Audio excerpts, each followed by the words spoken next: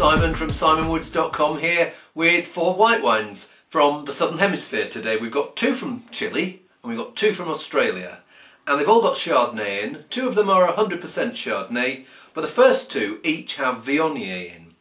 Now Viognier is it's a bit of a slapper of a grape. It's got lots of perfume. It's got lots of voluptuous allure. It's one of those wines, those grapes, that to get it to do its full flavours, it almost has to be on the overripe side. Now, normally I don't like overripe in a wine, but if you don't get Viognier ripe into that sort of apricot kernel, peach edge, then it's almost missing the point of them. So what people have been doing over the last few years is adding Viognier to slightly less aromatic wines in order to just to give them a little bit of pizzazz. Let's see if they've managed with this one. This is from Chile. Miguel Torres, the Spaniard who's got had a place in Chile for about, quite a long time now. Might even be 30 years. And it's a Cordillera Chardonnay plus 15% Viognier. And I think it's about £9 or something like that. 15% Viognier. So it's not all that much Viognier in here, and what I get coming through first of all when I smell it is that gentle peach and pear edge of just ripe Chardonnay. That's more the thing that's carrying it here rather than anything that's a bit more buxom that's coming from the Viognier.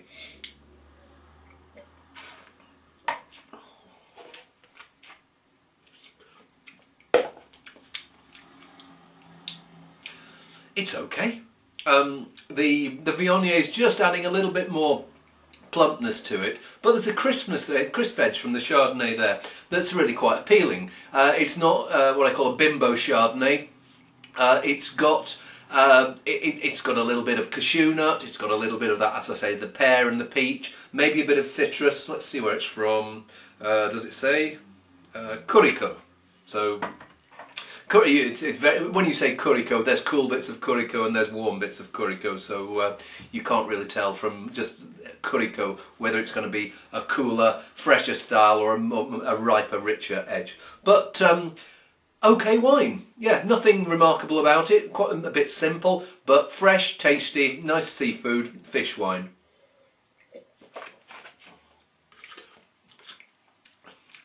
Next one up. The Bandit. Don't know if you can see, it's got convex arrows around the capsule. This is from Horton, which is part of the Constellation brands, the people who own Hardy's and a load of other stuff. Chardonnay Viognier called The Bandit because it's named after Moondine Joe, who once broke into the cellars at Horton. There you go. Don't know how much Viognier there is in here. It doesn't really say on the website or on the bottle.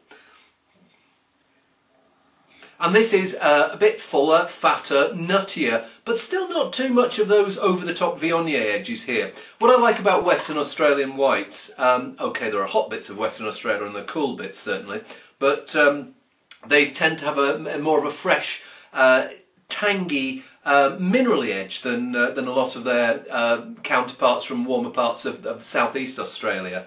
And Hortons are famous for a wine called Hortons White Burgundy. They can't call it Hortons White Burgundy now, but it's one of those wines that I think in the UK it sells for about £8. And if you want a reasonable wine that ages brilliantly, then that's the thing to go for. I think most of the makeup of things like Chenin Blanc and a bit of Verdelho in here. And I think they label it HWB now, but keep an eye out for that. Should we keep an eye out for this? Let's have a taste.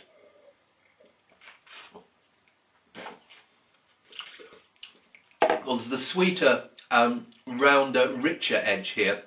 I think some of that is coming from oak aging. You're getting a little bit of that buttery edge. It tends to make me think that they've done what's called malolactic fermentation. In other words, there's a type of acid that's in the grapes or in the grape juice called malic acid. Think apples, and this fermentation that's not related to the alcoholic fermentation turns that acid into lactic acid. So think more creamy, buttery edges. If you ever get buttery edges in a wine, sometimes it's well, usually it's a result of that.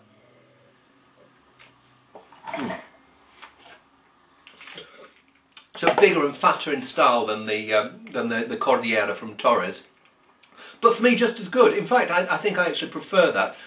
It's got a bit more personality. Yes, it's a bit more come hither, come and get me, but a bit more personality with it too. Okay, on to the two Chardonnays. First one, Montez Alpha from Casablanca, which is one of the places that over the last 15 years really has been making Chile's probably most consistently good white wines. There are new areas coming through now, a place like San Antonio, just next door to Casablanca, and a bit further north there's a place called Limerick. Watch out for that. And way down south, Bio is another place to watch out for. But Casablanca, you'll find a lot of top Chardonnays are from the Casablanca region. And I smell this, and it smells quite big, fat and oily. It's a style that, well, I think Australia really popularised this style. Almost like tropical fruit cocktail juice, you know, that sort of syrupy edge that, you know, cling peaches. What on earth are cling peaches? But that juice that cling peaches comes in, there's a bit of that edge here.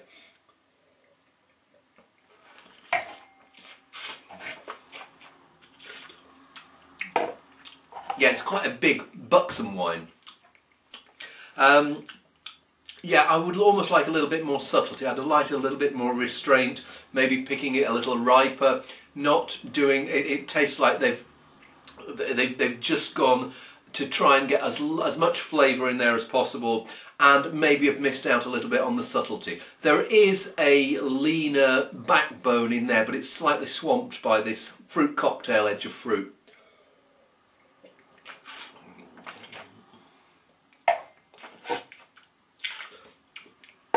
It's tasty wine, but again, not very subtle.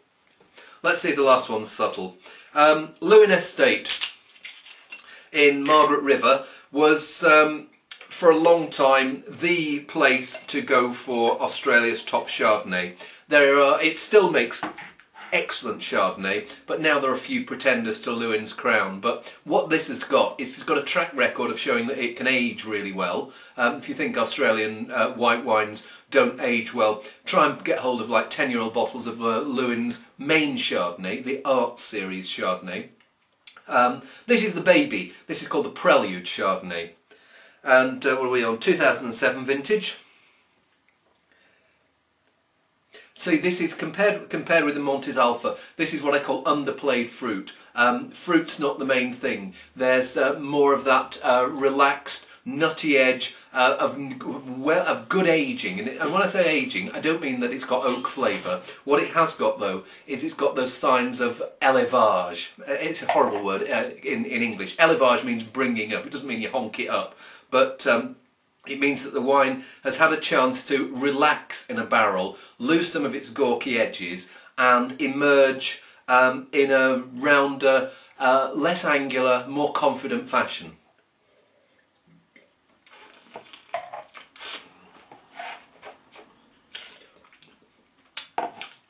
And you're getting those an edge of that malolactic fermentation, a bit of that creamy edge, but more what's coming through is this fresh, like guava, citrus, nice, those sort of slightly exotic but not over the top tropical fruit flavours.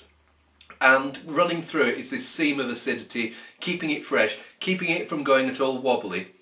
I don't think it's going to age as well as the Art Series Chardonnay, but certainly it's a wine here that's got 3 or 4 years ahead of it. Very tasty, my favourite of the 4 by quite a measure. And yes, I'm pretty impressed by that. I think it's lunchtime now. I haven't got any seafood here, but I think there's a bit of chicken hanging around. I think I'll go and have some with that. See you later.